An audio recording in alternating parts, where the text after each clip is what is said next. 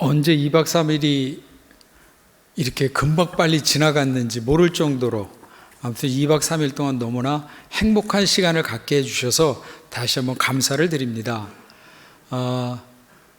이렇게 와서 오히려 제가 더 많은 은혜와 도전을 받게 돼서 너무나 감사드리고요. 또 이렇게 집회를 위해서 너무나 많은 분들이 수고해 주시는 모습을 보면서 참 마음에 많은 감동과 감사를 받았습니다.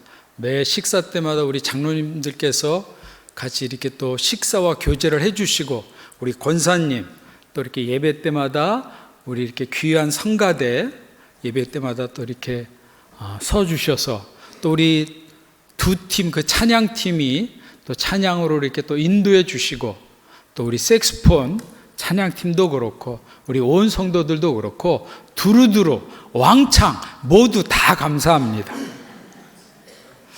여러분, 오늘 부활절인데 우리가 부활절에 대한 말씀을 좀 나눠야 되는데 우리가 집회다 보니까 오늘은 부활하신 주님에 대한 말씀보다는 회복과 치유에 이르는 길, 이번 집회의 마지막 결론을 좀 함께 내리는 그러한 시간을 좀 갖도록 하겠습니다.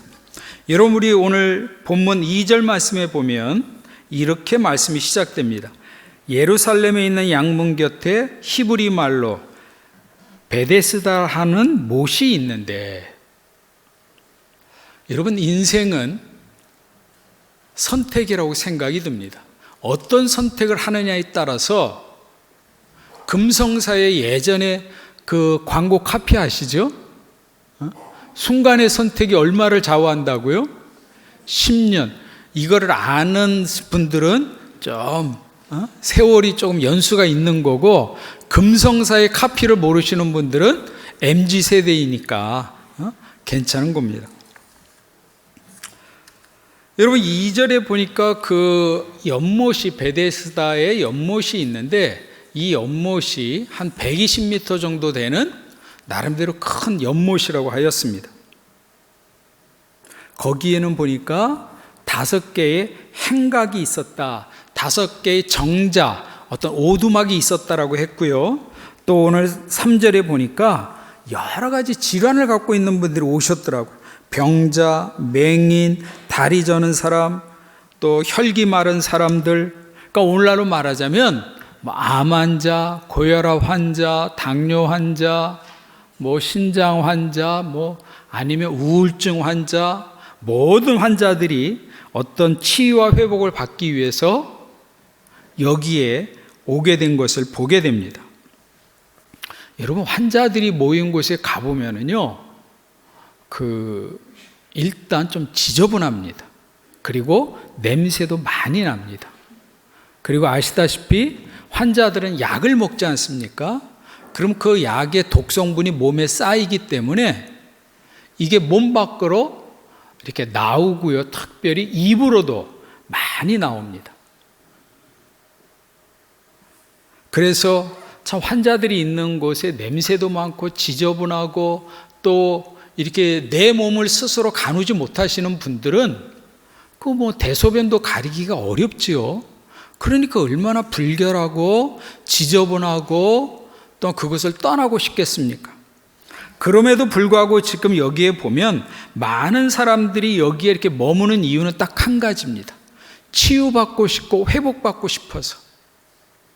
하나의 전설이 있는데, 이 연못에 천사가 임할 때에 물이 동하고 그때 제일 먼저 들어가는 환자는 깨끗이 낫는다라는 그러한 어떠한 전설이 있어가지고, 오직 그 한 가지 믿음만 가지고 내가 1번으로 들어가기만 하면 나도 회복될 수 있다, 이 소망을 가지고요, 수많은 환자들이 지금 기다리고 있는 것이죠. 마치 여러분, 그 유명한 부흥 강사, 신유의 은사가 있는 분들이 집회를 할 때 기도원에 가보면은요, 얼마나 많은 환자들이 있는지 모릅니다. 여러분, 제가 어렸을 때는 약간 좀 문제가 있는 할렐루야 기도원이라고 있었거든요. 거기에 가보면 환자들이, 온갖 환자들이 다 모이는데요, 여름에는 그 기도원 안에서 뜨겁기는 하죠. 얼마나 많은 환자들이 있는지 아이고 정말 참 거기에서 견디기가 힘들었던 그런 기억이 있는데 지금 딱 그런 상황이라는 것입니다. 그런데 여러분 오늘 말씀 3절에 보면 물의 움직임이 기다리려니라는 그 말씀에서부터 가로가 쳐져 있는 것을 볼 수가 있습니다. 결국 이것은 무슨 이야기냐? 신뢰할 수 없는 내용이라는 것입니다. 어느 사본에는 있는 내용이고 어느 사본에는 없는 내용이다라는 것은 그만큼 신뢰할 수가 없다라는 것이죠. 근데 중요한 건 이렇게 사람들이 모여 그럼에도 불구하고 여기에 이 연못에 사람들이 모인다라는 것은요, 분명히 누군가 한 사람은 그게 두 사람이 될지 모르지만 누군가는 치유된 사람이 있었다라는 것이죠. 그것을 우리가 일명 뭐라고 그러냐면 플라시보 효과라고 합니다. 내가 간절히 바라고 원하면 그것이 가짜일지언정 회복이 된다라는 것이죠. 우리나라의 전인 치유를 처음 들여왔던 그런 박사님 중에 김영준 박사님이 계신데 그 친구 어머님이 암으로 고생하고 있었을 때에 김영준 박사님이 그 가정에 이렇게 방문했을 때 그 친구 어머님이요, 영준아, 네가 그렇게 유명한 박사라는데, 암 박사라는데 나한테 좀 약 좀 달라. 그러니까 이 김영준 박사님이요, 어떻게 그 치유할 수 있는 약이 있겠습니까? 그리고 지금 외국에 갔다 오는 길인데 뭐 아무것도 없는데 그분한테는 무슨 약이 있었냐면 말라리아 약이 있었대요. 말라리아 그 예방약. 그리고 그 어머님한테 그랬대요. 어머님, 이 약을 정성껏 잘 드시라고. 그랬더니 이 어머님이요, 그때부터 이 약을 열심히 먹었어요. 그러더니 어느 날 그 김영준 박사에게 그 친구가 찾아와 가지고 우리 어머니가 그러더래요. 너 영준이한테 뭐 잘못한 거 있느냐? 그래서 어머니 왜 그러시냐고. 영준이가 그렇게 좋은 약을 나한테 조금밖에 안 줬다. 그러니까 빨리 가서 그 약을 좀 더 얻어오라는 거예요. 효과가 너무 좋다는 거예요. 그러니까 여러분, 약이 효과가 있었을까요? 김영준 박사라는 그 어떤 이름에, 그 이름 때문에 효과가 있었을까요? 여러분, 약은요, 말라리아 약이에요. 말라리아 약. 암하고는 아무 상관없어요. 그런데 김영준 박사가 주면 뭔가 특효약이라는 그 믿음 때문에 그 약을 먹었더니 이렇게 나아진다라는 것이죠. 그게 바로 뭐라고 합니까? 우리가 위약 효과 또는 플라시보 효과라고 하는데 아마 이 베데스다 연못도 마찬가지였을 거라고 생각이 듭니다. 여러분, 그 연못이 무슨 능력이 있겠습니까? 그런데 간절한 마음으로 그 연못에라도 들어갈 때에 그 간절한 마음이 어떤 기적을 일으킬 수도 있었다라고 봅니다. 여러분, 저는 암 환자들을 주로 만나고 암 환자들하고 많은 교제를 나눕니다. 환자들끼리는요, 서로 그 통하는 정보망이 있습니다. 그래가지고요, 어떤 위암 환자가 이 약을 먹고 이 의사로부터 내가 좀 회복받았다라는 것을 SNS에 올리기만 하면은요, 너도 나도 거기로 몰려듭니다. 돈이 문제가 아니죠. 여러분, 우리나라에서 가장 비싼 약이 그 백혈병 아이에게 쓰는 그런 약인데 아직은 이게 의료보험 적용이 안 돼서요, 한 번 사용하는데 5억 든다고 합니다. 5억.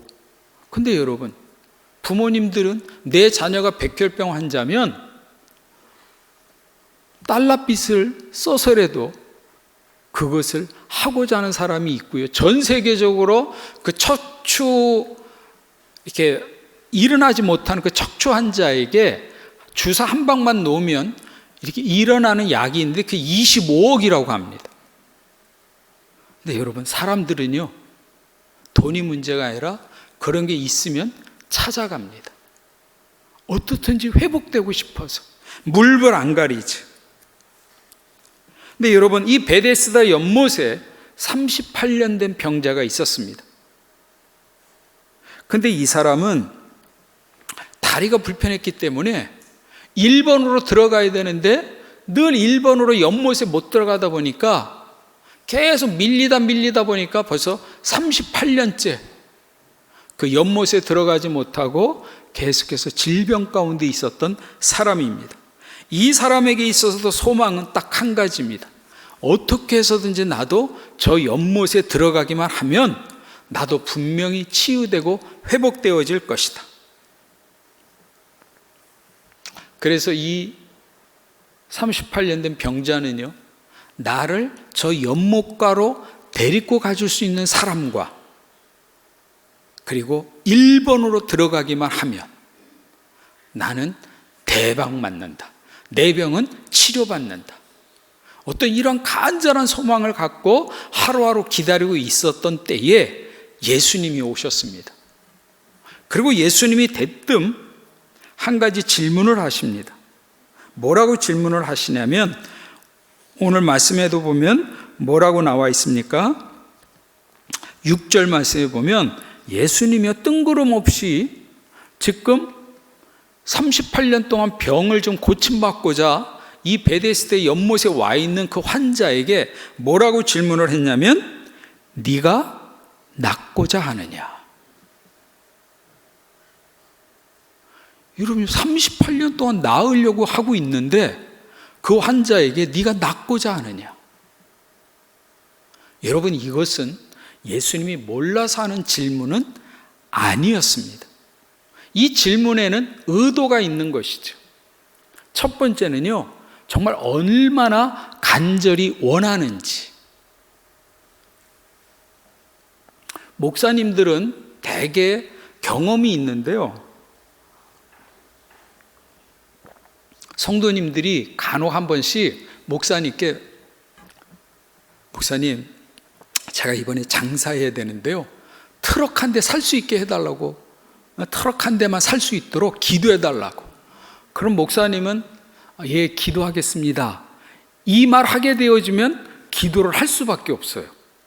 근데 저 같은 경우는요 기도하겠습니다 하고 나서 안 하면 하나님 앞에 좀 죄를 짓는 것 같고 좀 그래서 저 같은 경우는 이렇게 대답합니다. 응원하겠습니다. 저기 기도하겠다고 해놓고 그래서 안 할 수는 없잖아요. 근데 내가 이렇게 트럭 싸게 해달라고 이렇게 기도해달라고 하시는 분의 얼굴을 딱 보면 진심이니 아닌지 알 수가 있어요.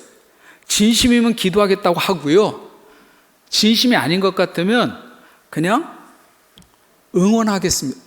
그러니까 우리 황 목사님이 혹시 응원하겠습니다 하면 안 하는 줄로 그렇게 괜히 시험 들지 마시고 안 하겠구나 이렇게 생각하시면 됩니다. 근데 내가 이제 기도하겠습니다 하고 나서요 길 가다가 만나가지고는요 이렇게 제가 질문하죠. 그거 어떻게 되셨냐고. 그러면 그분이 몰라요. 자기가 저한테 무슨 기도 제목을 부탁했는지를.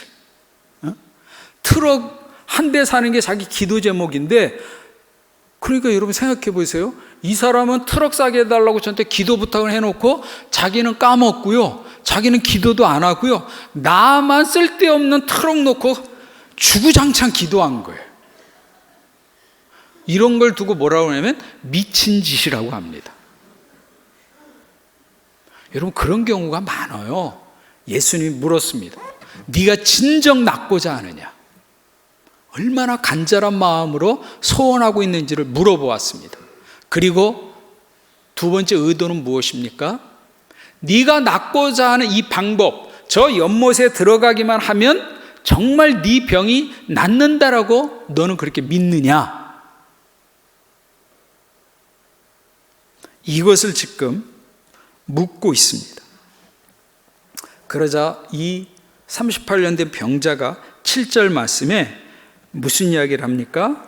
한마디로 내가 나를 도와줄 누군가가 있어서 저 연못에 들어가기만 하면 나는 분명히 치료받을 줄로 믿는다라고 이야기를 합니다. 그러자 여러분 예수님께서 응답하시기를 8절 말씀입니다. 여러분, 이 38년 된 병자의 소원은 뭡니까?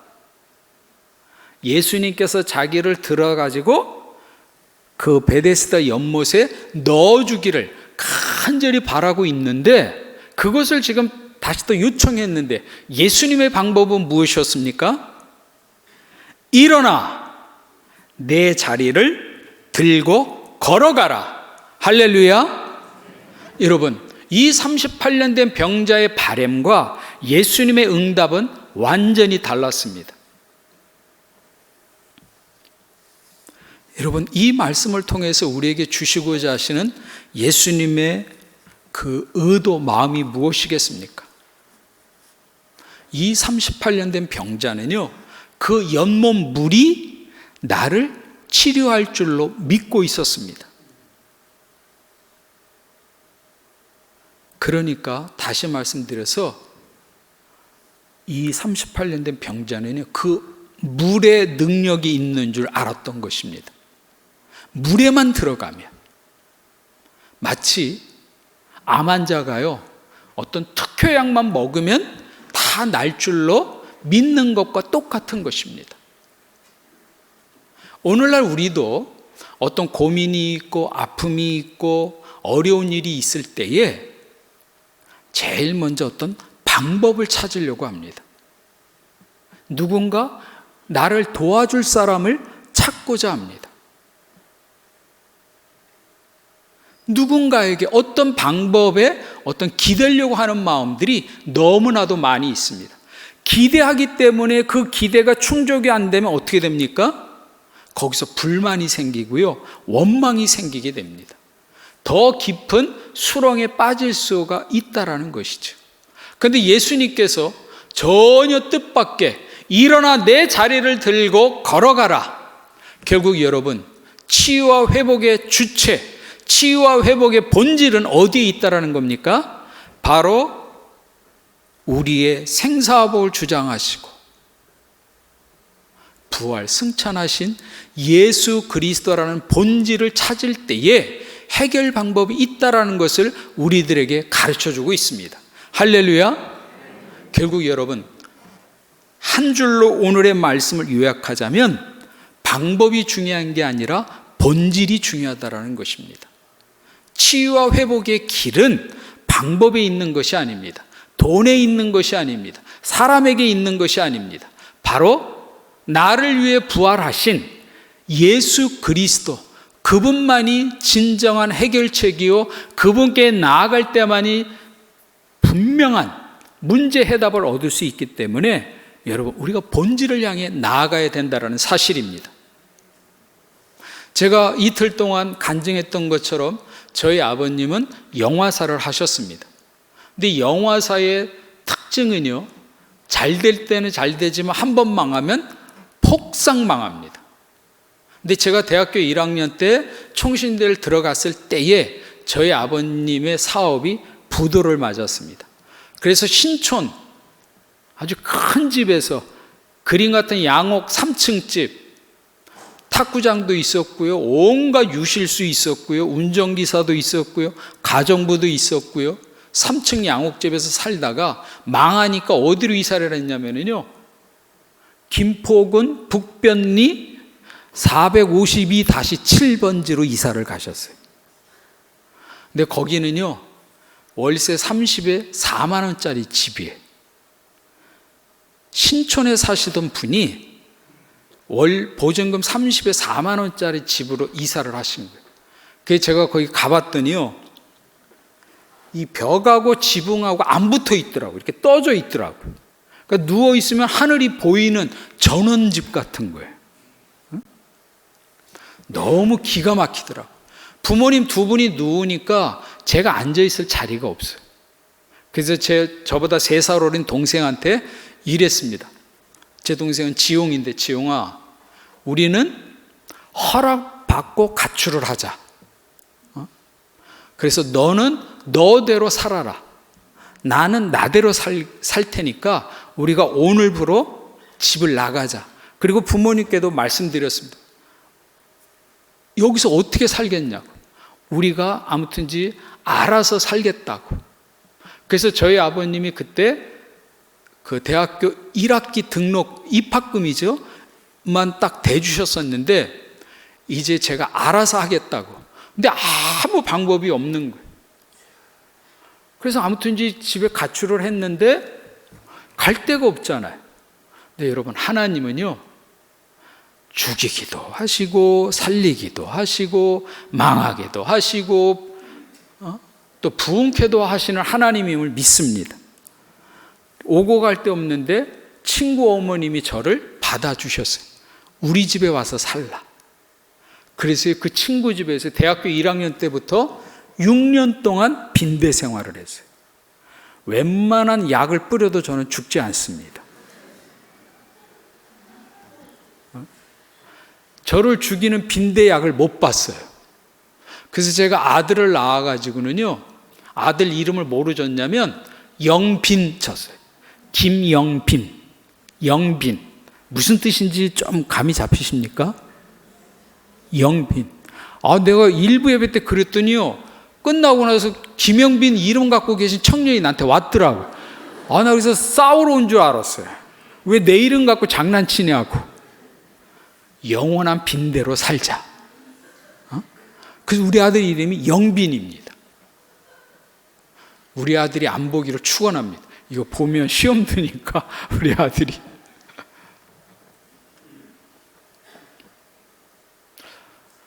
그래서 대학교 생활을 할 때에 제가 일부 예배 때도 그랬는데 그때 황석형 목사님을 만났어야 되는 거예요.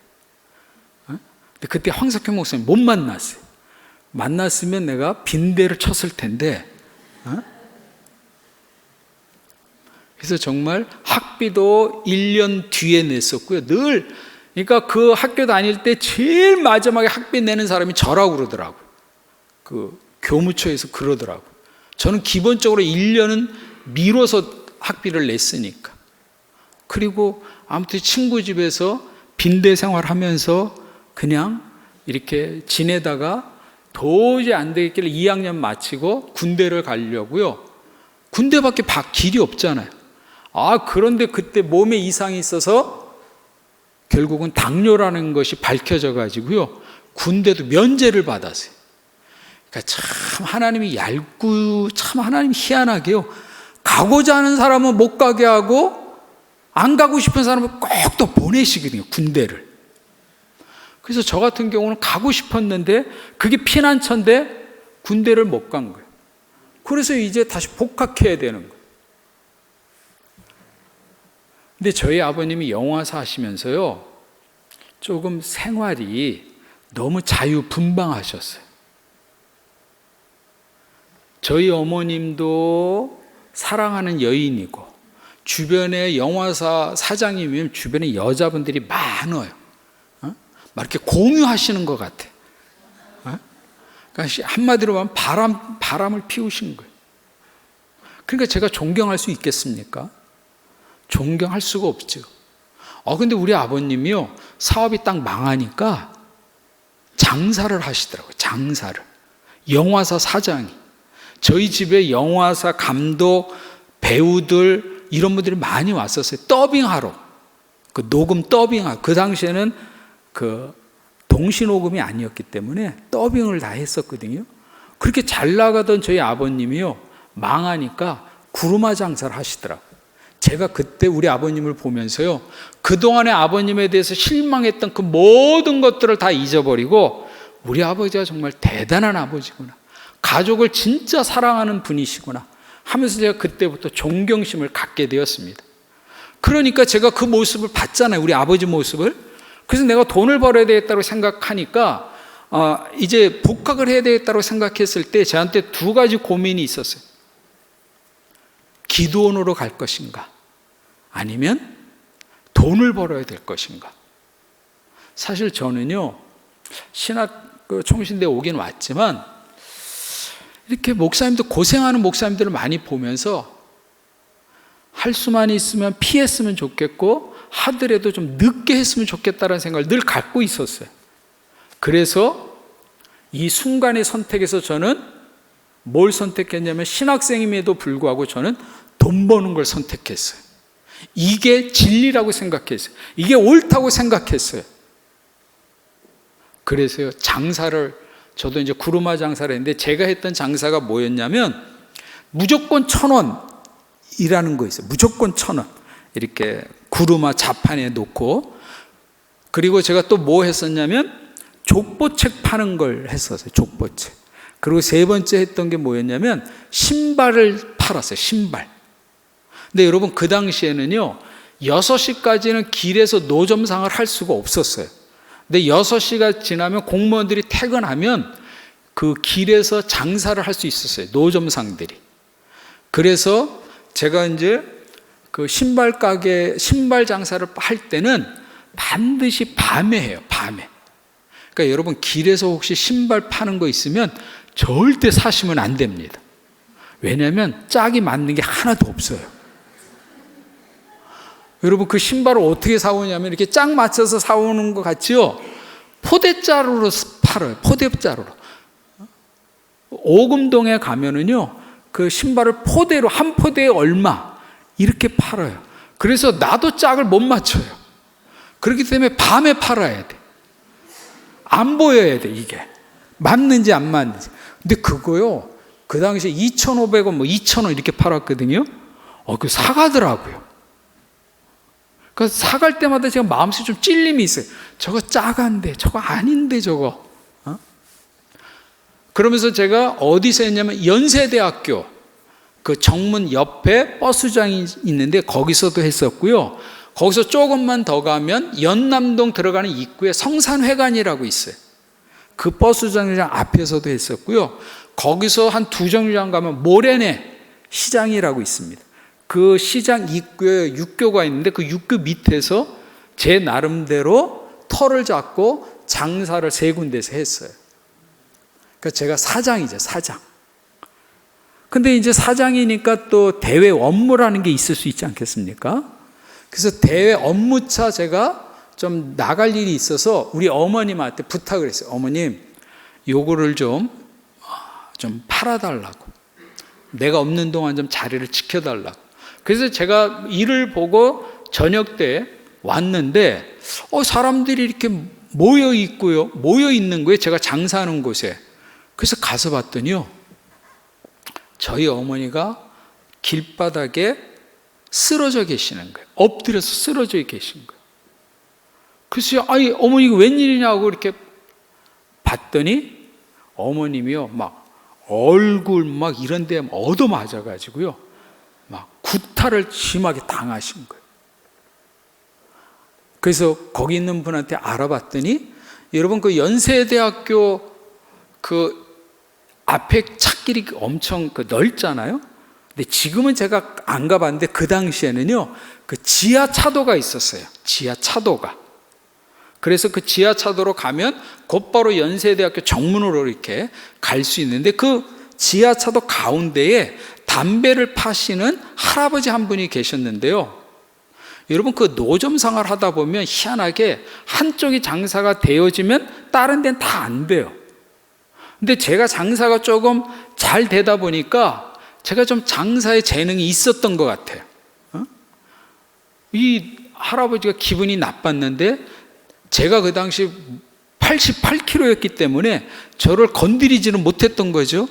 그런데 어느 날 보니까 저희 어머님인지는 모르지만 여자가 장사하고 있으니까요, 아무 이유도 없이 와갖고 그냥 완투 막 다리로 막 해갖고 저희 어머님은 그냥 폭행을 한 거예요. 아무 이유도 없이. 그런데 이 할아버지는 70이 넘어서 구속이 안 된대. 그냥 훈방이래요, 훈방. 그 이야기를 제가 듣게 되었을 때에, 여러분, 피가 거꾸로 솟는다라는 거 혹시 아십니까?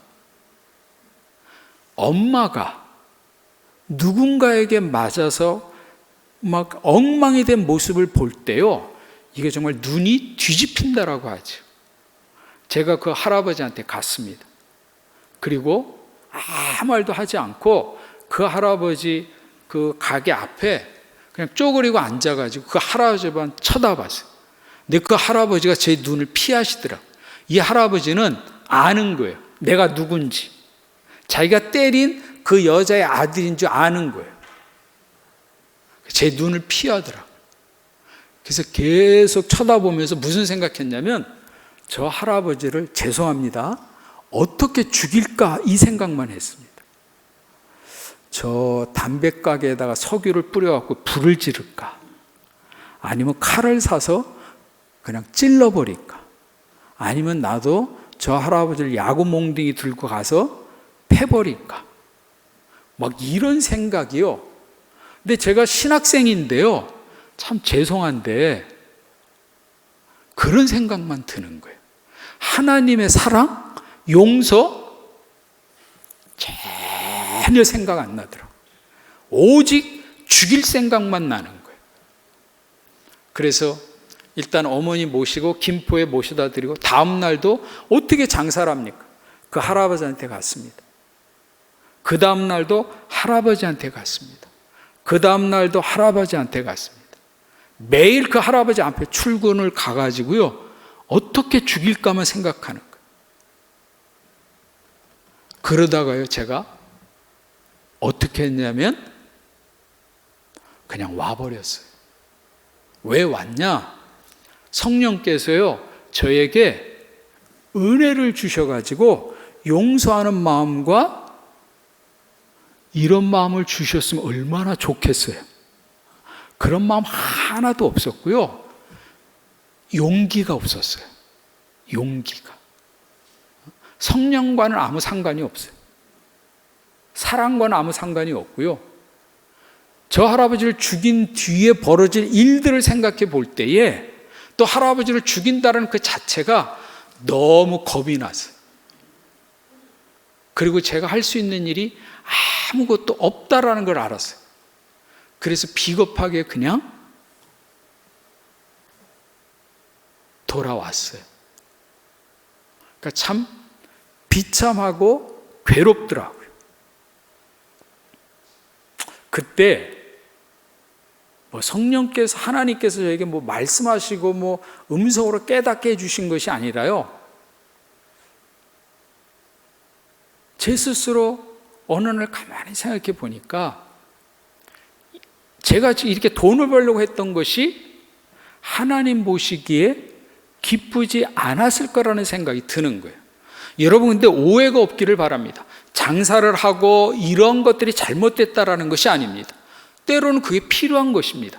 그러나 저의 경우에 있어서, 그 당시 저의 경우에 있어서 하나님은 진정으로 원했던 건 아마도 학비가 문제가 있고 생활이 문제가 됐다면 하나님 앞에 무릎 꿇고 기도하면서 본질이신 그 주님 앞에 무릎 꿇기를 원했는데, 여러분, 저는 어떤 방법을 택했습니까? 돈 버는 방법을 택한 것에 대해서 어떤 수단과 방법을 찾고자 했다라는 것에 있어서 하나님께서 그것을 기뻐하시지 않았던 것 같아요. 그래서 그것을 제가 깨닫고요, 복학하고 공부를 해야 되겠다. 그리고요, 사실 그렇게 되니까요, 이 세상에서 제일 쉬운 게 공부더라고요. 1, 2학년 때는요, 제가 1학년 1학기 때 권총을 2개 찼어요. 여러분, 권총 아시죠? FF. FF. 그러다가 시들시들. 그러니까 FF 아니면 시들시들이에요. 왜냐면 먹고 살기도 힘든데 어떻게 무슨 공부를 합니까? 근데 3학년 때요, 사람이 눈이 뒤집히니까 공부를 파기 시작하는데요, 3, 4학년 때 제가 성적이 얼마나 좋았던지, 또 그 공부를 하겠다고 생각하니까는요, 친구가 너 전도사 해야 된다. 이래가지고는 못 이기는 척 전도사를 하러 교회를 갔더니요, 그 목사님이 그러시더라고요. 학비는 대주겠다. 그러면서 용돈을 주시는 거예요. 그래가지고는요, 그때 월급이 5만 원 주시더라고요. 근데 중요한 건 학비를 내주시니까 3, 4학년 때 학비가 해결이 됐고요. 그리고 용돈을 주시니까 또 그래도 어떻든지 얻어먹을 수 있고, 또 그때 장학금도 또 탄 적이 있었습니다. 그리고 3, 4학년 때 성적이 너무 좋은 가운데 하나님께서 또 인도해 주시기를, 어떻게 인도해 주셨냐면요, 제가 4학년 마치고 나서 이제 신대원 입학하려면 신대원 입학이 조금 어려워요. 시험을 많이 봐야 되기 때문에. 그런데 제가 입학하는 그날, 그 해 학교에서 무슨 제도가 생겼냐면 대학원에 무시험 전형이 생겼어요. 그러니까 신학과 학생들 가운데 성적 좋은 학생들 순으로 신대원 시험을 보지 않고 그냥 장학생으로 MDV 학위를 주면서 대학원에 입학하는 제도가 생겼어요. 할렐루야? 배 아프죠? 남 잘 되는 것.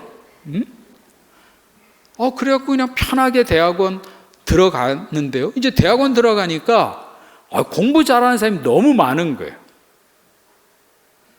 그래갖고 공부로 장학생 되기가 좀 어렵겠더라고요. 그래서 주여, 하나님 이거 어떻게 해야 됩니까? 그랬더니 하나님이요, W 장학금을 주시더라고요. 혹시 W 장학금 들어보셨습니까? 그런 장학금을 별로 공부들을 안 하셨나 봐요. W 장학금을 월드 장학금은 아니고요, 와이프 장학금이라고. 와이프 장학금. 우리 집사람을 만났는데 우리 집사람이 간호사인 거예요. 돈을 잘 벌더라고요. 그래서 3년 내내 학비를 다 대주더라고요. 제가 얼마나 이뻤는지. 용돈도 주더라고요. 책도 사라고 주고. 그래서 대학원 3년 편하게 그냥 공부를 마치게 되었습니다.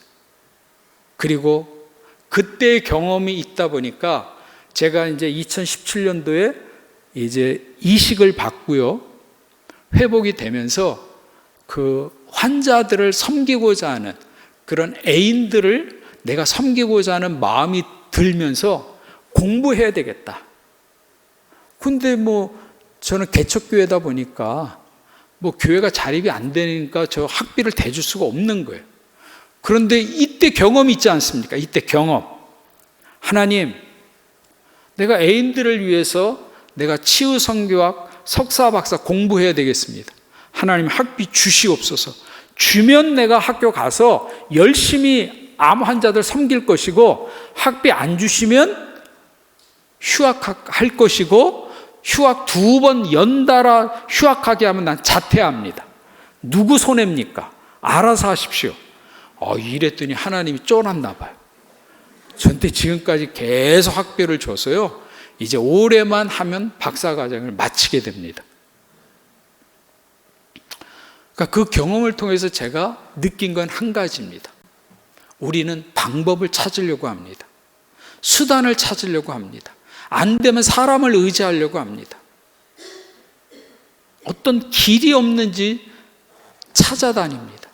근데 여러분, 하나님이 원하시는 것은 그 베데스다 연못, 그 물, 항암, 어떤 특효약, 불로장생, 어떤 명의, 그런 방법이 아니라 우리 하나님께서 원하시는 건 무엇입니까? 본질이신 예수님 앞에 와서 무릎 꿇고 간구하고 기도하고 의지하기를 우리 하나님께서는 원하고 있음을 믿으시기를 바랍니다. 그래서 여러분, 이번 집회의 결론은 이것입니다. 방법을 찾지 말고 본질을 찾자. 할렐루야. 방법이 아니라 본질입니다. 약이 아니라, 방법이 아니라 예수 그리스도입니다. 나를 위해서 부활하시고 나의 모든 삶을 지금까지도 주장하셨지만 앞으로도 주장하실 그 주님 앞에 우리가 무릎을 꿇고 하나님 죽이시든지 살리시든지 하나님 마음대로 하십시오 하면서 우리가 주님 앞에 내려놓을 때에 우리 주님께서 알아서 시시때때로 우리를 도와주시고 피할 길을 열어주시고 한쪽 문이 닫히면 한쪽 문을 또 활짝 열어주시는 그런 우리 주님이심을 믿고 그 주님을 향해서 나아가는 우리 평안교회 성도들이 되시기를 주님의 이름으로 축원합니다. 기도하겠습니다. 사랑이 많으신 아버지 하나님, 2박 3일 동안 참으로 귀한 하나님의 말씀을 가지고 우리 사랑하는 성도님들과 귀한 은혜를 나누게 하심이 감사를 드립니다. 부족하고 연약한 종이 하나님의 그 존귀하신 말씀을 잘못 증거한 것이 있으면 하나님 기억에서 사라지게 하시고, 하나님의 뜻이요 섭리요 하나님의 목적이 담긴 그런 말씀이라면 우리 성도들 마음속 그 신비에 깊이 새겨져서 치유와 회복에 이르는 길이 본질 되시는 주님을 향해서 나아가는 길임을 믿고 순종하며 믿음으로 살아가는 우리 온 성도들 될 수 있도록 축복해 주시옵소서. 살아계신 예수님의 이름으로 축복하며 기도드리옵나이다.